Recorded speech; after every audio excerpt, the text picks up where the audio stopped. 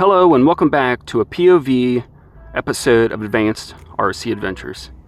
Here we got the carbon fiber basher RS4 2. We took a look at this the other day on the overview video.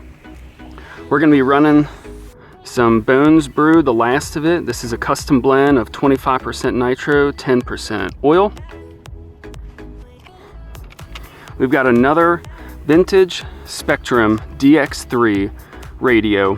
The receiver is an SR3000, and this is still a 2.4 gigahertz radio, similar to the other one. The only downfall to this, the predecessor, is what I had on the purple RS4 that we've seen. It has a little bit longer range, but so far it's been okay. Sometimes when there's underground wires, there's a little bit of interference. But as we continue to go through these episodes and throughout the years, we're going to continue to update the rest of the fleet with some Futaba gear and continue to make it just that much better. Today we've got the T3.0 and the carbon fiber basher. We've got our trusty DeWalt portable heat gun. We're going to warm this up. We're going to get her started. She has a pull start on her, but when you got the bump start, you might as well use it and get her going to the races.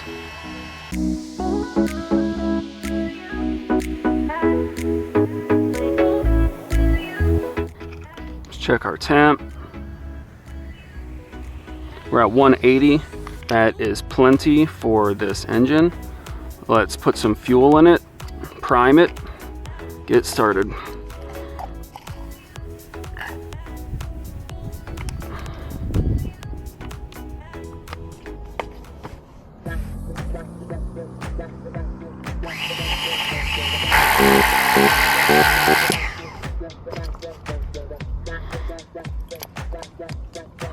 If you're not aware, just because you have a pull start doesn't mean you have to use it. If you've got your bump box, your starter box, there's no reason why you can't use it to start the engine.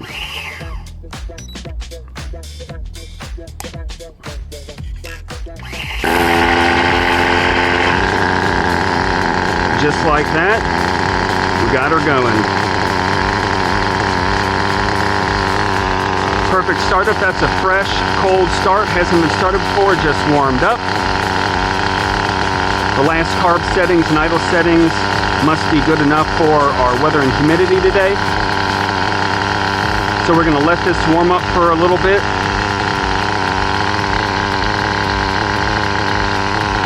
Like we're at 150 right now. Let it warm up for a few minutes. Get out there and do some driving.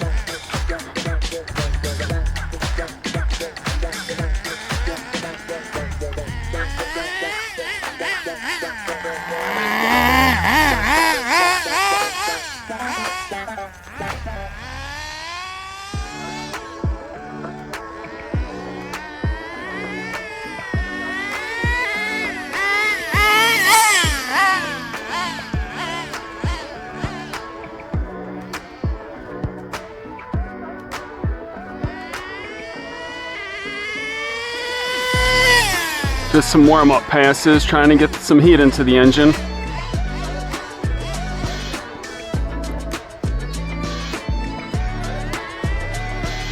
A little boggy on the low end, so we're gonna have to do some low end adjustment.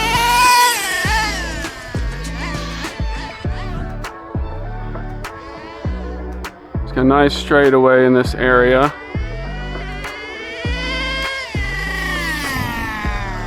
Notice we're a touch lean on the low end, but we're just warming up.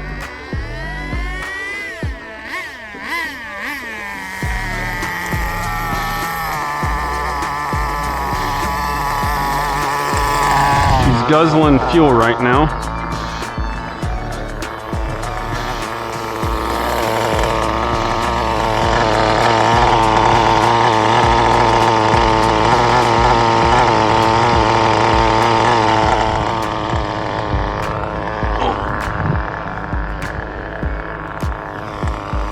I have to go get some more fuel.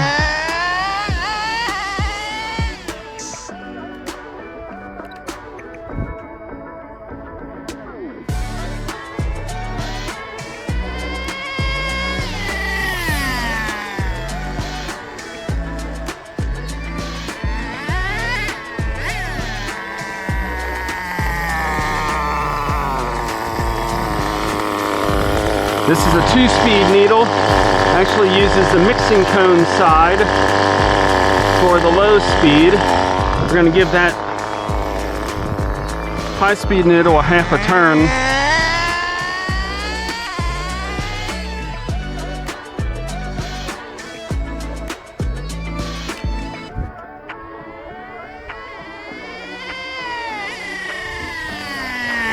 All right, we hit a little bit of fuel cut with that half a turn. It's a little aggressive.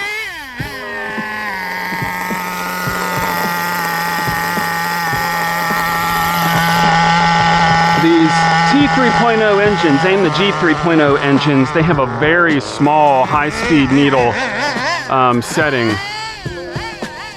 There's not a lot of play on your high-speed needle setting. She's still hitting fuel cut a bit. You notice, I think the original or initial setting on the high-speed needle is flush. I mean, we're slightly proud of flush.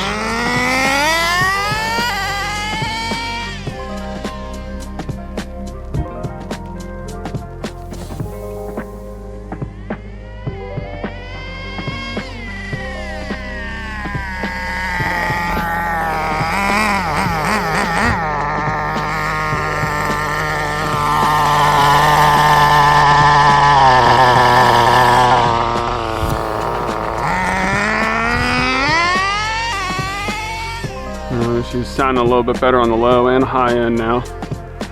See if we can't get a little speed run here.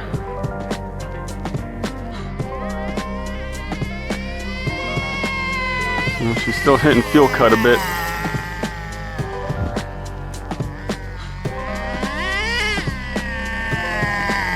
Every day of tuning is a new day. It's nothing to get upset or frustrated about. It's just something that you do and something that you should enjoy as a part of the hobby and working with the engines and the cars.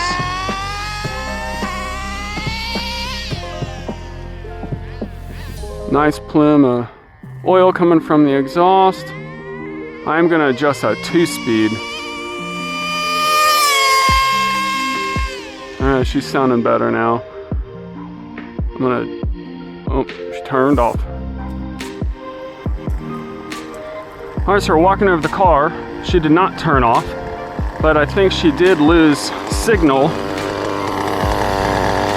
Let's check out the speed here.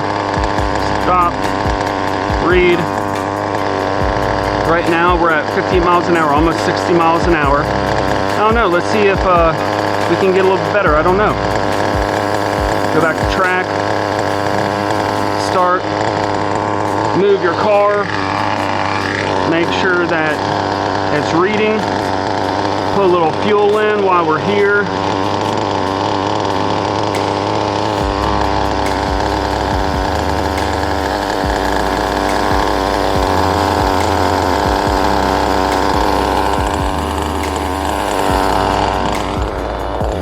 The area that I'm running in is just over, and the engine cooled down. Tried to give it some fuel, some gas, and it turned off. So that's one good thing about pull starts, is when you're on the fly, you can get her going again pretty easily. You don't have to use the bump box. Why not use all our resources here? So, but what I was saying is that this area, I think it's just over 700 feet, 709 or something like that. Or I could be wrong, maybe it's 800. For speed runs, for normal gearing, this is a plenty enough area.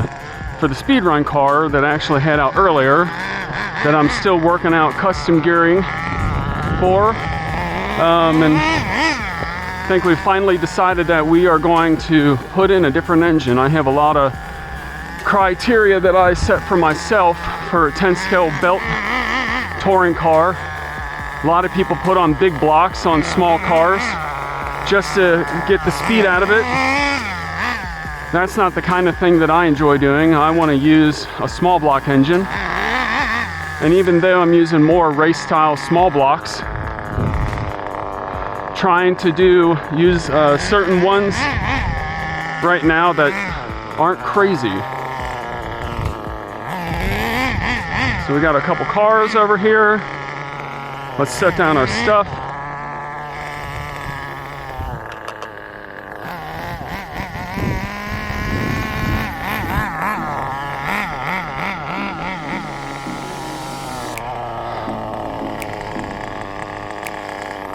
Let's adjust our 2-speed. But that 700 feet is something worth noting, because this older transmitter, that probably might be its limit.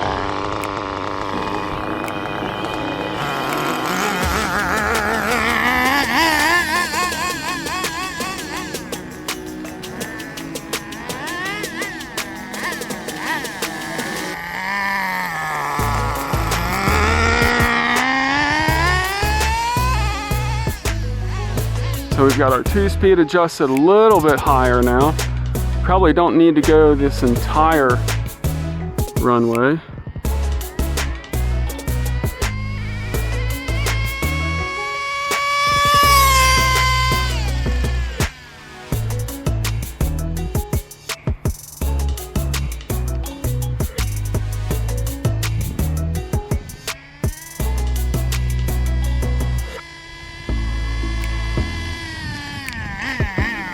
Yeah, definitely at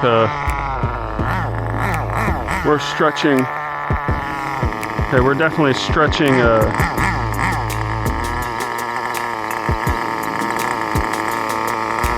the radio signal limit.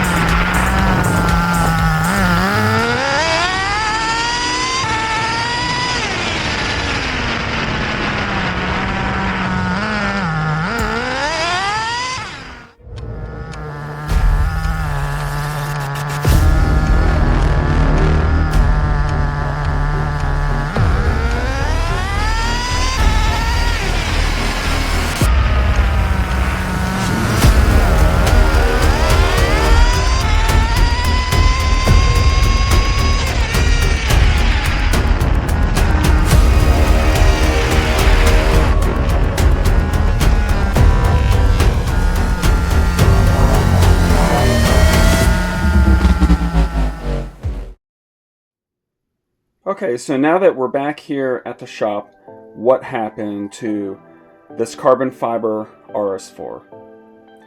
I've been running these cars for 20-25 years, and this particular failure hasn't happened until now. And it all comes down to the front belt tensioner. If you're aware, these front belt tensioners have two washers on either side of the ball bearings. And this particular washer here, we're going to call on the left side, finally wore out and somehow got wedged in between the belt and underneath the carbon fiber upper deck. That then rubbed on the belt to the point where the belt completely worn out, ramped off of the pulley, and got wedged underneath that washer that was stuck in the carbon fiber deck and completely locked up the drivetrain. You probably have seen these washers before. They're not large, but they are a special size. I have a number of new ones for replacements or rebuilding these particular style front belt tensioners. But this is not a common problem at all. But we've got it fixed now. It kind of cut our day short for the runs, but we'll be able to get back out at a later date and finish out this POV adventure with the Carbon RS4. Feel free to like, share, and subscribe. If you like 10th scale, nitro, and especially touring cars, then this is the place to be. And thanks for taking the adventure with me.